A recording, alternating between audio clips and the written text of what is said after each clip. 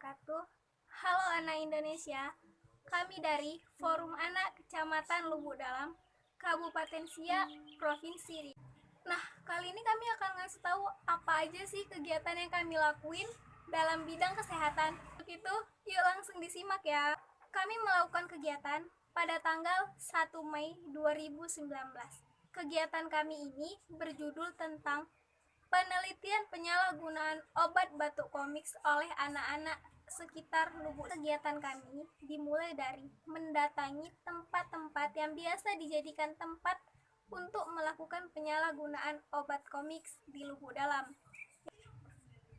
Yang pertama di dekat perumahan kantor camat Lubuk Dalam. Yang kedua di belakang toko Agung Fashion di Kecamatan Lubuk Dalam.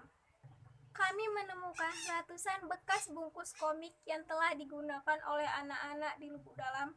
Nah, setelah kami selesai melakukan penelitian, kami pengurus Forum Anak Lubuk Dalam berdiskusi apa saja dampak dan apa solusi untuk pencegahan penyalahgunaan obat komiks di Lubuk Dalam. Ya, dengan situ aja. Jangan lupa di like, comment, dan subscribe. Wah.